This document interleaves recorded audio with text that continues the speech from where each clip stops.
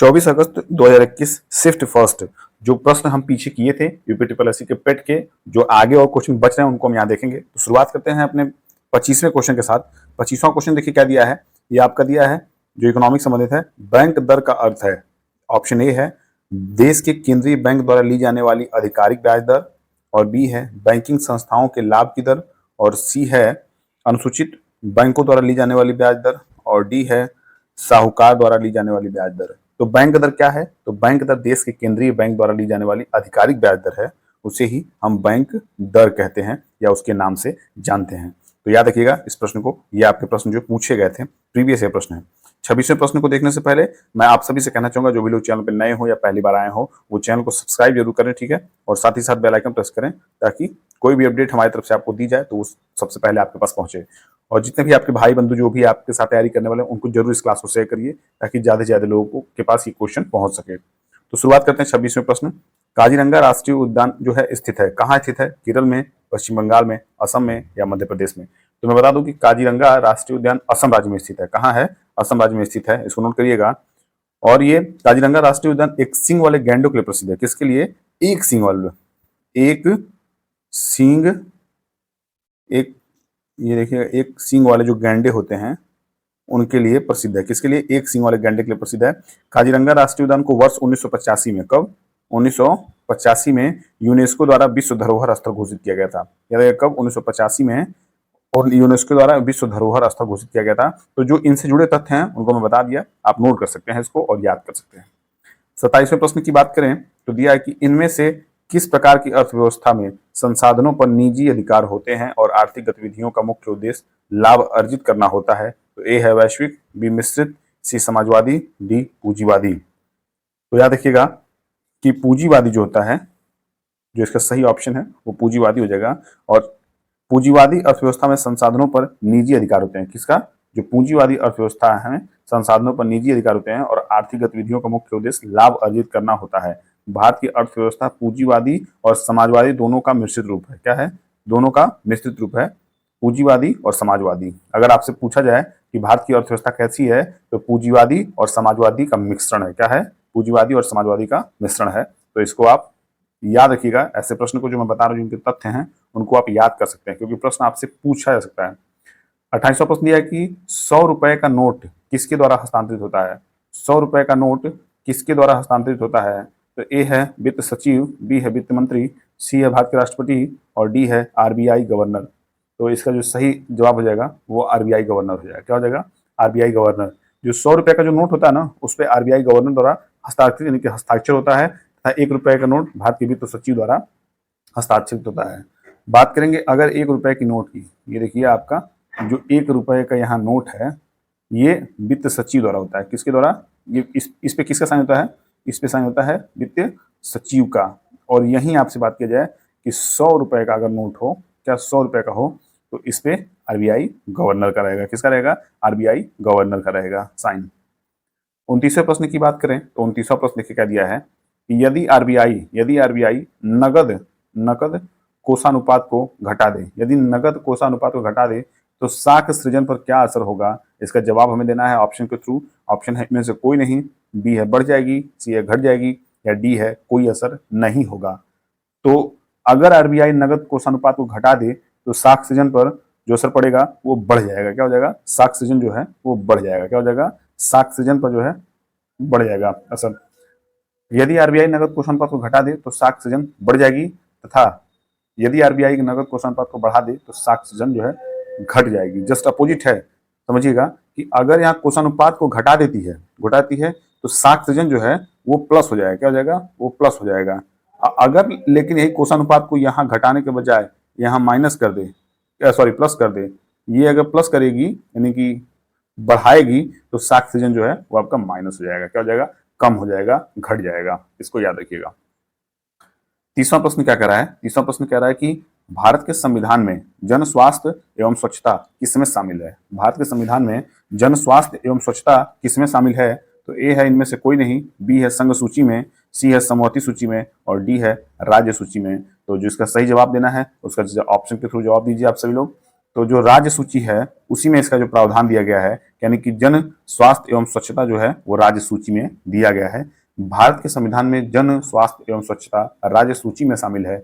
जन स्वास्थ्य एवं स्वच्छता स्थानीय शासन, मत्स्य पालन, सिंचाई, कृषि, सड़क, वन इत्यादि राज्य सूची में शामिल है। और वर्तमान समय में राज्य सूची में गणना अनुसार कुल कितने विषय हैं, तो कुल 59 विषय हैं, 59 सब्जेक्ट हैं। इनको आप नोट कर लीजिएगा कि अगर आपसे पूछा जाए कि राज्य सूची में कुल कितने विषय हैं वर्तमान में, तो 59 सूची है।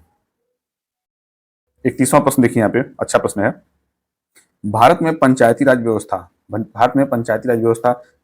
इसके अंतर्गत रखी गई है, मतलब ये जो आपको ऑप्शन दिया गया है किसके अंतर्गत रखी गई है वो बताना है। फर्स्ट इनमें से कोई नहीं, बी है राज्य नीति के निदेशक तत्व, बी है मौलिक कर्तव्य और डी है मूल अधिकार है। तो भारत में पंचायती राज की जो व्यवस्था रखी गई है वो राज्य के नीति निदेशक तत्व के अधीन रखी गई है, उसके अंदर रखी गई है, राज्य के नीति निदेशक तत्वों के अंदर रखी गई है। बात करते हैं थोड़ा हम संक्षेप में। भारत में पंचायती जो राज्य व्यवस्था है यानी कि ग्राम पंचायतों का संगठन जो है वो राज्य के नीति निदेशक तत्व के अंतर्गत यानी अनुच्छेद 40 में, याद रखिए कौन सा अनुच्छेद, अनुच्छेद 40 जो है आपका उसके लिए रखा गया है। और संविधान में भाग 9, देखिए भाग 9 क्या है, भाग 9 याद रखिएगा कौन सा भाग, भाग 9 के अंतर्गत भी पंचायती राज से संबंधित उपबंधों की चर्चा की गई है। किसकी, भाग 9 के अंतर्गत भी पंचायती राज से संबंधित उपबंधों की चर्चा की गई है। और भाग 9 में पंचायत शीर्षक के तहत अनुच्छेद 243 से 243 कहाँ, ये अड़ याद रखिएगा, अड़ और इसके अलावा जिसको अंग्रेजी में आप ओ भी बोल सकते हैं, ओ तक, ठीक है। पंचायती राज से संबंधित उपबंध है और इसलिए जो है राज्य के नीति तत्व के अधीन है जो दिया गया है संविधान में हमारे। 32वें प्रश्न की बात करें तो दिया है कि फेमा है FEMA का पूर्ण रूप क्या है, तो ए आपका है foreign export market agency, B है finance and export management association और सी है फॉरेन एक्सचेंज मैनेजमेंट एक्ट और डी है फंड एक्सचेंज मीडिया एजेंसी। तो इसका सही जवाब हो जाएगा वो आपका हो जाएगा foreign exchange management act, foreign exchange management act जिसको शॉर्ट फॉर्म फेमा कहते हैं। फेमा का जो मूल रूप है वो है फॉरेन एक्सचेंज मैनेजमेंट एक्ट, याद रखिएगा ये प्रश्न आपसे पूछा जा सकता है, तो इंपॉर्टेंट की श्रेणी में इसको रख के आप इसको सर्कल कर लीजिएगा। आगे बढ़ते हैं 33वें नंबर प्रश्न पे। दिया क्या है कि निम्न में किसने संविधान सभा में उद्देश्य प्रस्ताव रखा, निम्न में किसने संविधान सभा में उद्देश्य प्रस्ताव रखा, तो ए है BN राव, बी है BR अम्बेडकर, सी है महात्मा गांधी और डी है जवाहरलाल नेहरू। तो आप जब भी अगर बात करेंगे संविधान सभा की, अगर उद्देश्य प्रस्ताव की बात करेंगे, याद रखिएगा संविधान सभा में उद्देश्य प्रस्ताव की जब भी बात आएगी, कान खोल के सुन लीजिए, इस प्रश्न में फिर से चिल्ला चिल्ला कह रहा हूं कि संविधान सभा की जब बात आए और उसके अंदर उद्देश्य प्रस्ताव का बात आए तो आंख बंद करके आपको जवाहरलाल नेहरू टिक करना है। किसको करना है, आपको आंख बंद करके जवाहरलाल नेहरू को टिक करना है। और मैं बता दूं इसको पूरा विस्तार में कि जवाहरलाल नेहरू ने कब किया था, 13 दिसंबर, याद रखिएगा डेट, 13 दिसंबर 1946 को, 13 दिसंबर 1946 को संविधान सभा में उद्देश्य प्रस्ताव रखा, जिसे 22 जुलाई 1947, याद रखिए इसको लिख रहा हूं, ये देखिएगा 22 जुलाई 1947 को संविधान सभा द्वारा पारित भी किया गया था। उद्देश्य प्रस्ताव को कब पारित किया गया था, तो 22 जनवरी 1947 को। और कब इस प्रस्ताव को रखा गया था यानी कि उठाया गया था, तो 13 दिसंबर 1946 को, 13 दिसंबर 1946 को जवाहरलाल नेहरू द्वारा इसको प्रस्ताव जो है ये रखा गया था, संविधान सभा के समक्ष रखा गया था। तो इस बात को याद रखिएगा, जो चीजें मैं आपको बता रहा हूं बहुत ही इंपॉर्टेंट है, ये सब याद रखेंगे तो आप ही काम आएगा। भारतीय संविधान के किस अनुच्छेद में अल्पसंख्यकों के हित निहित है, देखिए भारतीय संविधान के किस अनुच्छेद में अल्पसंख्यकों के हित निहित हैं, तो ए है इनमें से कोई नहीं, बी है अनुच्छेद 29 और डी है 24 और सी है अनुच्छेद 21। तो बात करेंगे हम अनुच्छेद 29 की, और अनुच्छेद 29 जो है साफ साफ अल्पसंख्यकों के हित के लिए इसी में चर्चा की गई है। और देखिए अनुच्छेद जो 29 है वो अल्पसंख्यकों के विषय पर है, क्या है, अल्पसंख्यक के जो हित है उनके विषय पर चर्चा है। और अनुच्छेद 24 की बात करें, क्या बात करें, अनुच्छेद 24 की बात करें तो अनुच्छेद 24 जो है वो कारखानों में कारखानों आदि में बालकों के नियोजन का प्रतिषेध है। क्या है? बालकों का नियोजन का प्रतिषेध है, यानी कि जो 18 वर्ष से बच्चे जो कहीं कम मिलते हैं, जो कारखाने में काम करते हैं, तो उनसे जो संबंधित जो विषय हैं वो अनुच्छेद 24 में दिए गए हैं। और अनुच्छेद 21 में जो दिया गया है व्यक्ति के प्राण और दैहिक स्वतंत्रता की सुरक्षा प्रदान करता है, अनुच्छेद 21। तो अनुच्छेद 21 को भी याद करिएगा कि प्राण एवं दैहिक स्वतंत्रता जो प्रदान करता है वो हमें अनुच्छेद 21 प्रदान करता है। और बालकों के कारखानों आदि में जो नियोजन है उसका जो उस पर जो प्रतिषेध है, उसका जो रोक है, वो अनुच्छेद 24 में बात की गई है। तो ये सारे जो अनुच्छेद हैं बहुत इंपॉर्टेंट अनुच्छेद है, इनको याद रखिएगा, एक जुबान पे रट के रखिएगा, क्योंकि ये सब प्रश्न आपसे पूछा जाता है। 35 नंबर प्रश्न दिया है कि ठोस चालक में धारावाहक होते हैं। ठोस चालक में धारावाहक होते हैं, इनमें से कोई नहीं, मुक्त इलेक्ट्रॉन, न्यूट्रॉन या प्रोटॉन। तो कौन से होते हैं? मुक्त इलेक्ट्रॉन। क्या होते हैं? मुक्त इलेक्ट्रॉन। यानी कि ठोस चालक में धारावाहक होते हैं। कैसे होते हैं? वो मुक्त होते हैं। ठोस चालक में मुक्त इलेक्ट्रॉन धारावाहक होते हैं। वे इलेक्ट्रॉन जो परमाणु में किसी कक्षा में नहीं होते हैं बल्कि स्वतंत्र रहते हैं, उन्हें मुक्त इलेक्ट्रॉन कहते हैं। याद रखिएगा कि अगर वो किसी कक्षा में नहीं होते हैं तो वो स्वतंत्र होते हैं, और ऐसे स्वतंत्र इलेक्ट्रॉन को हम मुक्त इलेक्ट्रॉन के नाम से भी जानते हैं। इन प्रश्नों को बड़े गहराइयों से मैं आपको विश्लेषण करके बता रहा हूं, तो जरा इन पर गौर करिएगा और समझने और सीखने का प्रयास करिएगा। 36 नंबर प्रश्न क्या कह रहा है कि शिक्षा का अधिकार, राइट टू एजुकेशन, एक मौलिक अधिकार है जो कि संबंधित है किससे है? इसमें से कोई नहीं, अनुच्छेद 29 से 30 तक, अनुच्छेद 19 से और अनुच्छेद 21A से। किससे संबंधित है? इसको आपको जवाब देना है। तो अभी हमने बात किया था प्राण एवं दैहिक स्वतंत्रता की, तो उसके अंतर्गत अनुच्छेद 21 में 21A का बात जब आता है, तो 21 का जब भी बात आएगा 21A का, तो वो आपका शिक्षा से संबंधित जो है, यानी कि शिक्षा का अधिकार जो है अनुच्छेद 21A में दिया गया है। और इस अनुच्छेद के तहत 6 से 14 वर्ष के बच्चों के लिए अनिवार्य शिक्षा जो है गवर्नमेंट प्रदान करती है। अनिवार्य एवं निःशुल्क। क्या है? अनिवार्य एवं निःशुल्क शिक्षा का अधिकार प्रदान किया गया है। जबकि अनुच्छेद 29 यानी कि ये वाला जो दिया गया है, अनुच्छेद 29 और 30 का संबंध क्रमशः अल्पसंख्यक वर्गों के हितों के, यानी कि 29 आपको भी देखे हैं आप कि अल्पसंख्यक वर्ग के हित के बारे में, और 30 का संबंध जो है वो अल्पसंख्यक को शैक्षणिक संस्थानों की स्थापना तथा प्रशासन के अधिकार से है। यानी कि 30 में दिया गया है कि जो भी अल्पसंख्यक हैं, जैसे मान लीजिए कहीं बुद्धिस्ट हैं, कहीं आपके सिख हैं, कहीं आपके मुस्लिम हैं, तो जिस जगह अल्पसंख्यक जो भी हैं उनके जो मतलब शैक्षणिक संस्थान हैं उनकी स्थापना और प्रशासन के अधिकार हैं। तो अगर वो अपने विद्यालय की स्थापना करना चाह रहे हैं, अपने भाषा सुलभ उनको ठीक लग रही है, तो उनमें जो भी निर्माण की बात आएगी, जो भी मतलब उससे पढ़ाई से रिलेटेड बात होगी उनके अपने निजी क्षेत्र में, वो अनुच्छेद 30 में दिया गया है। अनुच्छेद 29 में अल्पसंख्यक के हितों के बारे में चर्चा की गई है, अनुच्छेद 30 में अल्पसंख्यक के शैक्षणिक संस्थानों की स्थापना और प्रशासन के अधिकार से है। और अनुच्छेद 19 जो है वो वाक्य स्वतंत्रता, क्या है? वाक्य स्वतंत्रता, यानी कि अभिव्यक्ति की जो आजादी है, जो स्वतंत्र रूप से अबाध रूप से आप बोल पाते हैं, वो अनुच्छेद 19 में आपको प्रदान किया गया है वो अधिकार। वरना आप इतना स्वतंत्र रूप से भारत में नहीं बोल पाते अगर ये एक अनुच्छेद उसमें नहीं होता। तो 37 नंबर प्रश्न की बात करेंगे, तो 37 नंबर प्रश्न यह है कि ब्लीचिंग पाउडर का रासायनिक नाम क्या है? Sodium chloride NaCl, sodium bicarbonate NaHCO, और कैल्शियम ऑक्सीक्लोराइड CaOCl, और कैल्शियम सल्फेट CaSO। तो क्या है इसका नाम? तो कैल्शियम ऑक्सीक्लोराइड। क्या है ब्लीचिंग पाउडर का नाम? Calcium oxychloride, calcium oxychloride CaOCl। और देखिए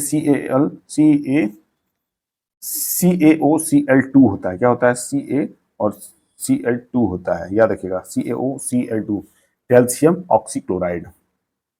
बात करेंगे 38 नंबर प्रश्न की। क्या दिया है कि 18 कैरेट सोने में खरे सोने का प्रतिशत है। 18 कैरेट सोने में खरे सोने का प्रतिशत कितना है? तो जब आप बात करते हैं 24 कैरेट की, यहां समझिएगा ये मैथ का क्वेश्चन है। अगर हम 24 कैरेट की बात करते हैं तो एक बात समझिएगा, 24 कैरेट को 100% शुद्ध माना जाता है, मतलब 100%, ठीक है। और अगर 24 कैरेट को 100% माना जाता है, तो ये बात बताइए कि 24 अगर आपको 50% शुद्ध मानना हो तो इसका आधा करेंगे नहीं करेंगे, तो आपका आया 12 आया। और जैसे आपका 12 आया 50% हुआ, तो 12 जोड़े 24 जो 100% हो जाएगा। तो आप देखिए जरा, एक मतलब ऑप्शन से करने का तरीका बता रहा हूँ। ये 100 आपका होगा नहीं, ये 60 आपका होगा नहीं, बच जाएगा 80 और 75। इसे करना बहुत आसान है, लेकिन एक मैं जैसे उन बच्चों के लिए मैथड बता रहा हूँ जो बिल्कुल अपने आप को अच्छा में मतलब अक्षम मानते हैं कि नहीं मैं इस क्वेश्चन को नहीं कर पाऊंगा मैथ के थ्रू, तो मैं ऑप्शन के थ्रू बता रहा हूँ। फिर ये ऑप्शन हो गया, और अब जो 2 ऑप्शन बच गए, तो इनमें आपको जो लगे सुलभ वो आप टिक कर सकते हैं। बाकी अब आगे की बात हम लोग मैथ के आधार पर ही करेंगे। तो अगर यहाँ जो है 24 आपका 100 है, क्या है 24 100 है, तो आपको कितना निकालना है, आपको निकालना है 18 करें। तो यहाँ जब आप काटेंगे तो काटने के बाद आपका आएगा 75 आएगा, क्या आएगा 75 आएगा। और इस तरह बात करें तो 24 जो है, 24 में अगर 6 6 6 6 4 बार हैं, 4 बार तो 100 हो रहे हैं, और अगर एक 6 हमने निकाल दिया तो बचा 3 6, और 3 6 बचा, यानी कि 25 25 और 50, सॉरी ये 25 25 25 कुल मिला के ये 75% हो गए। अगर आप इस तरह भी देखना चाहें तो आप इसे समझ सकते हैं। देखिए मैं बता रहा हूँ फिर से, यहाँ देखिएगा जरा कि अगर 24 कैरेट में 6 6 6 6, यानी कि ये 25%, ये 25% और ये 25% और ये 25%, कुल मिला के 100% हो रहा है ना। और अगर आपसे पूछा है 18, तो 18 में देखिए कितने 6 हैं, 1 2 और 3, तो इस तरह ये 25 25 25 कुल मिला के 75%। तो अगर 75% आपका ऑप्शन मिल गया है तो आप उसको टिक करिए और आगे बढ़िए। ऐसे क्वेश्चंस के लिए आपको मैथ की क्लास देखनी पड़ेगी, जो कि बहुत ही जल्द बड़े है अच्छे स्तर पे हम स्टार्ट करेंगे। 39वें प्रश्न की बात करें तो संतरे में बहुतायत होता है, संतरे में बहुतायत होता है, तो ए है इनमें से कोई नहीं, बी है विटामिन ए, विटामिन बी और विटामिन सी। तो क्या सही है, इसका जवाब आप सभी लोग करिए। तो देखिए जो संतरे में बहुतायत होता है वो होता है विटामिन सी, यानी कि विटामिन सी जो होती है वो प्रचुर मात्रा में, क्या है प्रचुर मात्रा में खट्टे पदार्थों में, जब भी बात आपके पास खट्टे पदार्थों की आएगी तो उसमें आप विटामिन, सॉरी ये देखिए विटामिन बी मैंने कर दिया है गलत से, विटामिन सी मैं बोल भी रहा हूं।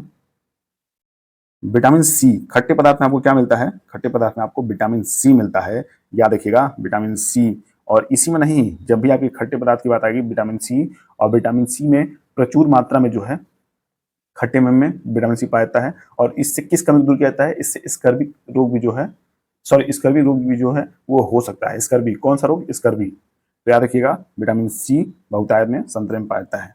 अब बात करेंगे इस क्लास के लास्ट क्वेश्चन की। देखिए बड़ा अच्छा क्वेश्चन है, प्रकाश वर्ष किसके मापन की इकाई है। ऐसा प्रश्न मुझे उम्मीद है कि हम पहले भी देख चुके हैं, तो इसको आसानी से कर ले जाएंगे अगर आप वो पिछले क्लासेस देखे होंगे तब। तो ए है हवाई जहाज की गति की, बी है 1 वर्ष में निर्वात में प्रकाश द्वारा चली गई दूरी की, सी है 1 वर्ष में निर्वात में ध्वनि द्वारा चली गई दूरी की, और डी है 1 वर्ष में मापी गई रॉकेट की गति की। तो 1 वर्ष में निर्वात में प्रकाश द्वारा चली गई दूरी को ही प्रकाश वर्ष की इकाई मानते हैं। क्या मानते हैं, उसे ही हम प्रकाश वर्ष की इकाई मानते हैं। 1 वर्ष में निर्वात में प्रकाश द्वारा चली गई दूरी को ही प्रकाश वर्ष, जो किसकी इकाई है, 1 वर्ष में निर्वात में प्रकाश द्वारा चली गई दूरी की। तो याद रखिएगा ऐसे प्रश्न जो हैं आपसे पूछे जा सकते हैं। तो ये प्रश्न जो मैं आप सभी के लिए लेके आया था अच्छे प्रश्न थे, जो प्रीवियस ईयर प्रश्न थे उनको मैं थोड़ा समझा कर रहा हूँ, इसलिए ताकि वो प्रश्न जो है आपको समझ में आए और उससे जुड़े जो 2-3 प्रश्न हैं वो भी आपको समझ में आए। तो देखिए मेरा प्रयास होता है कि हमेशा कुछ बेहतर करूँ, और इस उम्मीद में ही मैं सारे क्लासेस जो हैं आप सभी को प्रोवाइड करता हूँ। तो चलिए फिर से मैं कहूँगा जो भी लोग चैनल पर नए हो या पहली बार आए हो वो चैनल को सब्सक्राइब करें और साथ ही बेल आइकन प्रेस करें। तो मिलते हैं अगली क्लास में, तब तक के लिए शुभकामनाएं आपके साथ हैं। पढ़ते रहें, मस्त रहें, स्वस्थ रहें। Bye bye, take care.